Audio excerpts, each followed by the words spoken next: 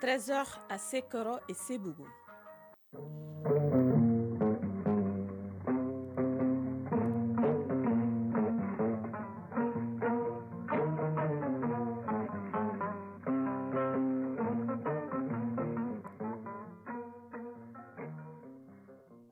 Le journal. Fatoumata Kone. Plaisir de vous retrouver pour ce 13 heures. Les titres.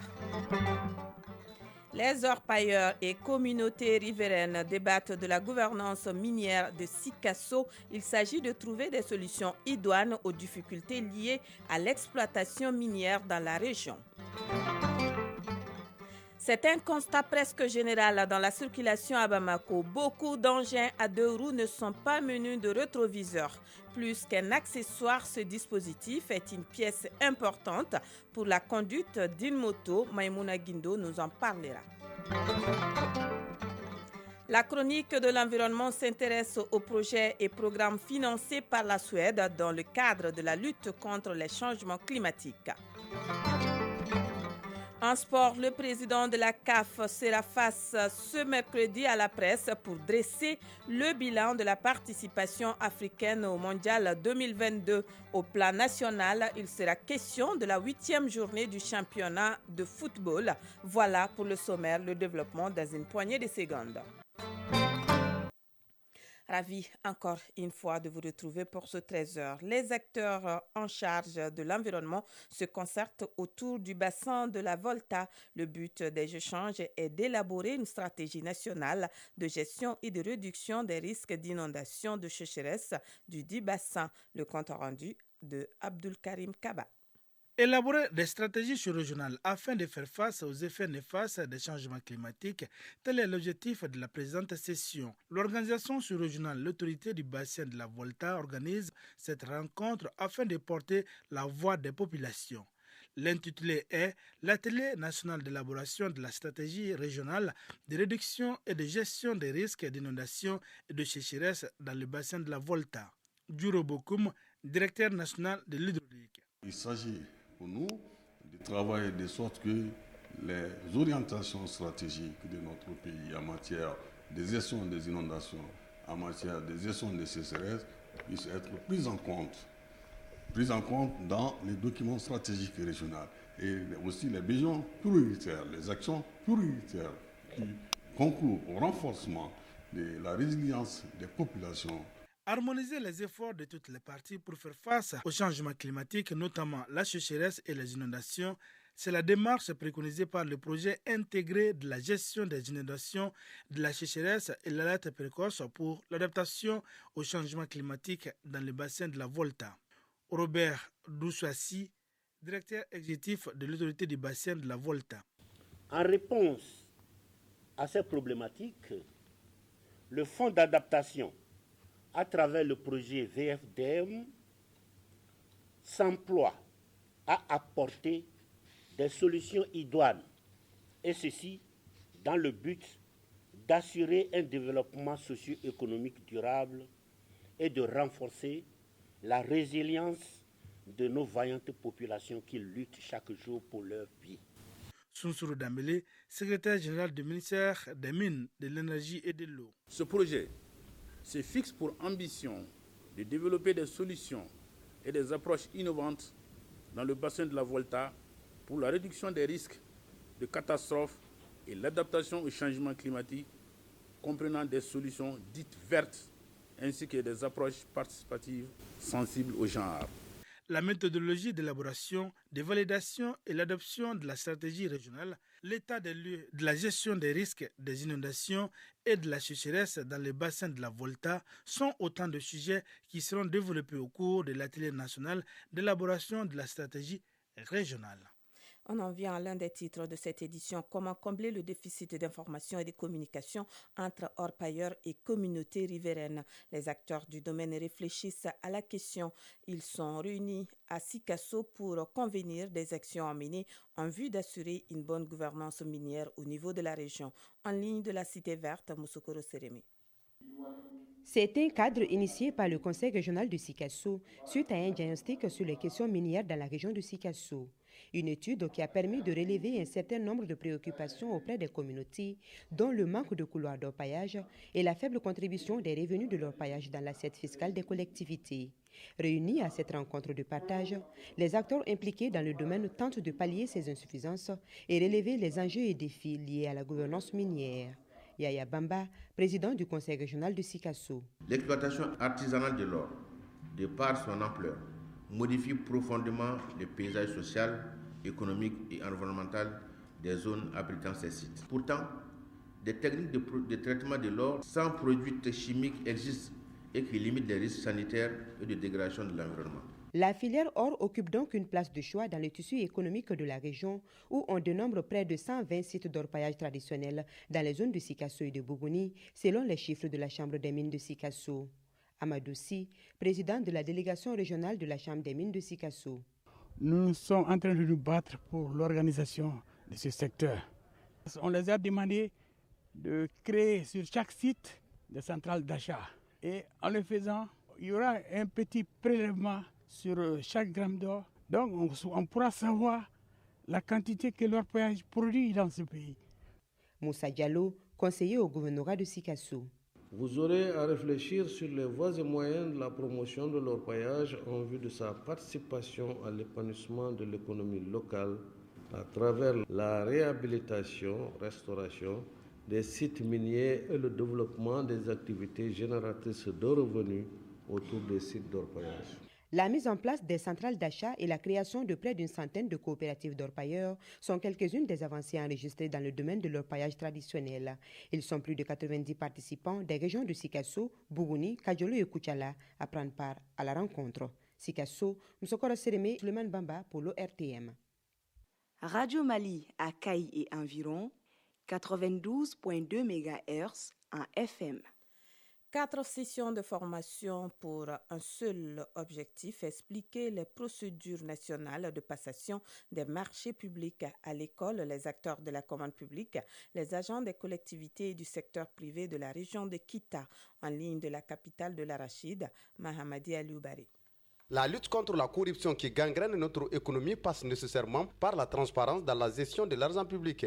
Et la commande publique est l'ensemble des règles qui garantissent la bonne gestion de l'argent public. Alassane Ba, président de l'autorité des régulations des marchés publics et de délégation des services publics. Il serait vain de croire que des résultats remarquables seront produits sans une contribution de tous pour atteindre les seuils de performance attendus non seulement au plan national, mais aussi au plan communautaire. Cet atelier sur les procédures nationales de passation des marchés publics permet ainsi de renforcer les capacités de l'ensemble des acteurs de la commande publique, tant au niveau central qu'à l'intérieur du pays. Mamadou Diakité, conseiller aux affaires administratives et juridiques du gouverneur de Kita. Au terme de ces formations, 180 acteurs de la commande publique, administration publique, collectivités locales et acteurs privés verront leurs capacités renforcées. Cette rencontre de 2 semaines va ainsi permettre aux participants d'être mieux outillés pour réussir leur mission en matière de préparation des dossiers d'appel d'offres et d'analyse des offres afin de proposer, conformément à la réglementation, un attributaire provisoire. Kita, Mohamed Ali Oubari Nuhun Kamara pour l'ORTM. Actualité internationale, l'Algérie, premier exportateur gazier en Afrique, s'est inscrite en faux hier contre le mécanisme temporaire mis en place par l'Union européenne pour plafonner les prix en gros du gaz. L'Algérie ne soutient pas l'idée de plafonner les prix, a déclaré le ministre de l'Énergie et des Mines, Mohamed Arkab. C'était lors d'une conférence de presse en marge de la 4e journée algéro-allemande de l'énergie. L'ONU lève les contraintes sur l'exportation d'armes vers la RDC. Depuis 2003, toutes les livraisons d'armes à Kinshasa devraient être approuvées par l'ONU. Puis, à partir de 2008, les États fournissant de l'aide et du matériel militaire à la RDC devaient en informer au préalable le Conseil de sécurité. Dans la foulée, l'ONU a voté le renouvellement du mandat de sa force de maintien de la paix, la MONUSCO, pour 1 an. Le président ukrainien Volodymyr Zelensky sera ce mercredi à Washington. Il sera d'abord reçu par le président américain Joe Biden et ensuite il s'adressera au Congrès. Radio Mali à Bamako et environ, 92 MHz en FM pour la chaîne nationale et 95.2 MHz en FM pour la chaîne 2.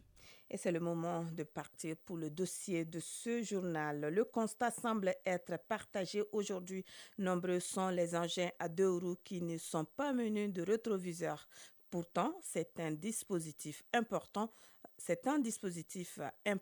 pour sa sécurité et celle des autres, car beaucoup d'accidents surviennent en se retournant pour regarder en arrière. Le rétroviseur, plus qu'un accessoire, est une pièce importante pour la conduite d'une moto. C'est le dossier de cette édition signée Maimouna Guindo. On trouve que c'est un truc de vieux. Nous les jeunes, on n'a pas tendance à utiliser ça. On est un peu trop rapide pour ça, disons. Comme Abdoulaye Conseil, ils sont nombreux à débarrasser leurs engins à 2 roues de leurs rétroviseurs. Ce dispositif formé des miroirs permet au conducteur de voir ce qui se passe derrière lui sans avoir à se retourner. Amadou Traoré, citoyen. Je n'aime pas les rétroviseurs, je ne sais pas pourquoi. J'ai retiré tous les rétroviseurs des motos que je possède. Cela fait 15 ans que je conduis sans rétroviseur et je n'ai eu aucun problème. Plus de 15 ans maintenant, problème zéro. Dans la circulation à Bamako, le constat est encore réel. Très peu de motos portent ce dispositif et leurs propriétaires ne manquent pas d'arguments pour justifier ce choix. Amadou Traoré, citoyen.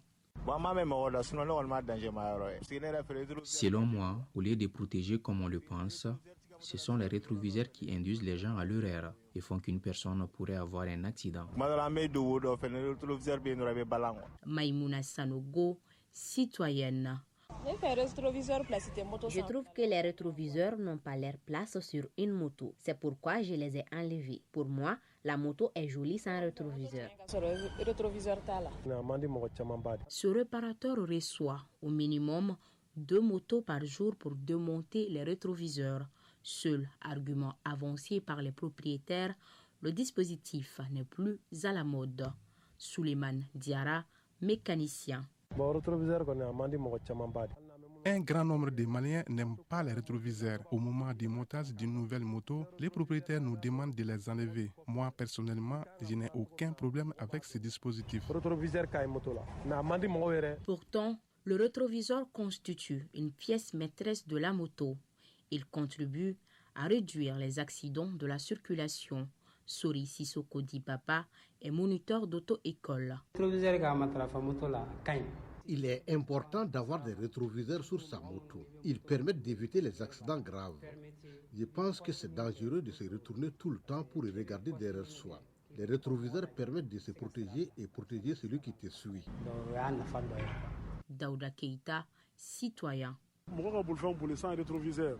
Le rétroviseur doit être obligatoire en circulation. Une personne qui conduit sans ce dispositif est un danger permanent. Si l'on voit que la moto vient avec les rétroviseurs, c'est que ça a son importance. Je crois que certains ne sont pas du tout conscients du danger auquel ils s'exposent en conduisant sans rétroviseur. Tout ce qu'il faut pour que l'engin soit déplacé.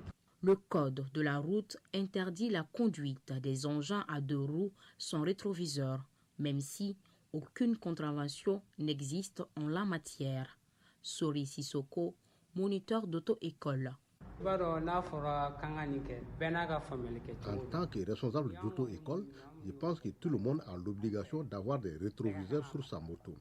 C'est le code de la route qui l'exige, chose qu'on ne respecte pas. Beaucoup de personnes conduisent mais ne connaissent absolument rien du code de la route. Il faut plus de sensibilisation. En définitive, le rétroviseur n'a rien à voir avec un effet de mode. C'est plutôt un équipement de sécurité pour les conducteurs de moto, car sans le rétroviseur, un simple geste inapproprié en roulant peut conduire au drame.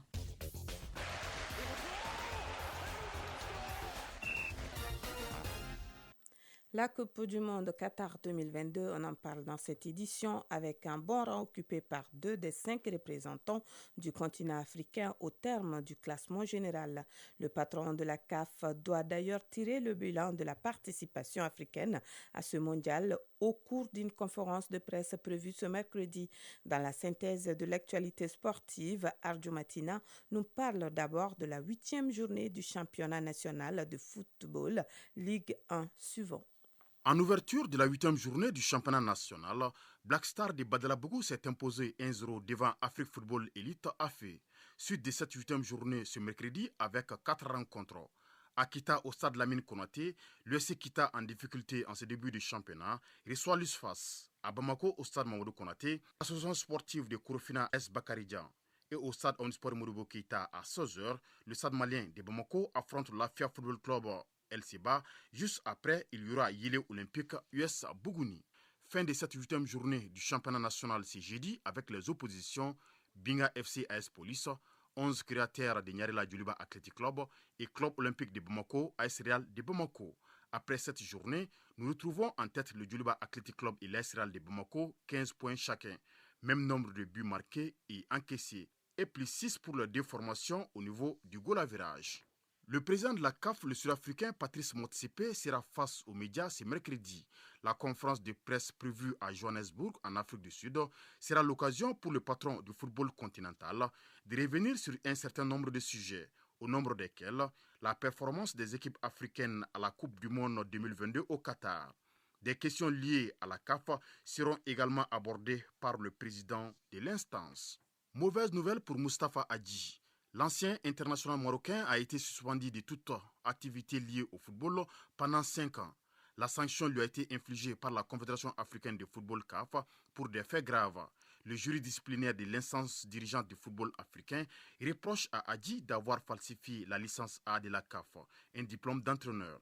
L'ancienne star de l'équipe nationale du Maroc, qui a été adjoint des sélectionneurs des Lions de l'Atlas, Vaïd Aïlozic, Badou Zaki et Hervé Renard, ne pourra plus exercer le métier d'entraîneur durant les 5 prochaines années. Le Maroc et le Sénégal, qui ont atteint les demi-finales et les 8e de finale de la 22e Coupe du Monde, occupent une bonne position dans le classement final du Mondial 2022. Le Maroc est 4e mondial et le Sénégal 10e. Les autres représentants de l'Afrique sont loin derrière.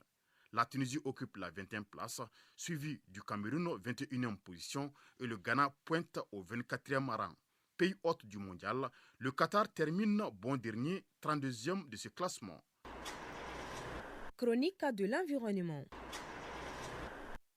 La chronique de l'environnement de ce mercredi en rediffusion s'intéresse à la coopération de développement entre le Mali et la Suède. Cette coopération couvre notamment l'administration des ressources naturelles et la gestion du changement climatique.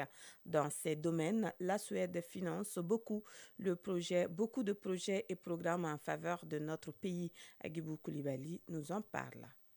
Le climat du Mali est de type sahélien et se caractérise par une grande variabilité interannuelle de la pluviométrie qui se traduit par des années sèches récurrentes devenues de plus en plus fréquentes.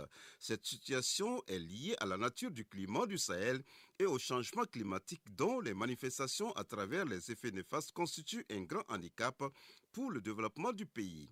Face à une telle situation, des mesures d'adaptation s'imposent afin d'assurer un développement durable. Pour assurer ce développement durable, le gouvernement suédois vient de renouveler sa coopération au développement avec le Mali pour les 5 années à venir, 2021-2025.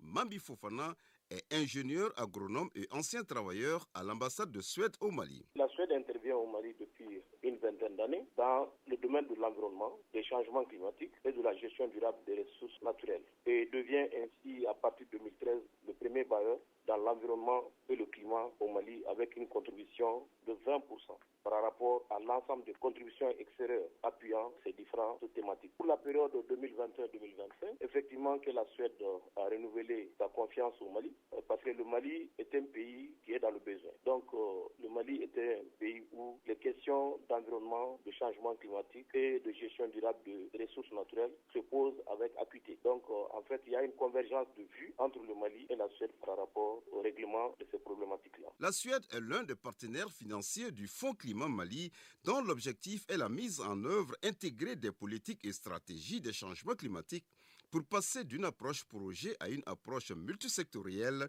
pour renforcer la résilience des populations vulnérables. Karine Isaacson, chargée du programme environnement et climat à l'ambassade de Suède au Mali. Mon portefeuille aujourd'hui, c'est 2 grands projets en fait. C'est le Fonds climat où un mécanisme où les petites organisations avec l'appui des organes de l'ONU peut chercher des fonds pour mettre en place des projets dans les villages avec un aspect changement climatique ou résilience. Dans cette nouvelle coopération, outre l'environnement et le climat, l'utilisation durable des ressources naturelles, y compris les écosystèmes et la biodiversité, occupe une place de choix. Surakata Koulibaly, chargé du programme changement climatique et gestion durable des ressources naturelles à l'ambassade de Suède au Mali. Actuellement, je suis sur un programme qu'on appelle PDDDIN, programme de développement durable du delta intérieur du Niger. Donc, c'est un programme qui concerne environ 1,5 million de personnes qui vivent dans les deltas. Et en fait, il s'agit de créer des opportunités d'activités économiques pour que les populations puissent préserver la nature. Depuis 2000, le Mali est un pays prioritaire de coopération pour la Suède. Et c'est ce qui met fin à cette édition présentée par Fatoumata Kone à la technique et Alimata Ouattara, coordination Bourama Traoré, mise en ligne Marcel Tessogué. Grand merci aux éditeurs virtuels de Kaikasso, du Tchad et du Canada. Bon appétit si vous êtes à table sous la grâce divine.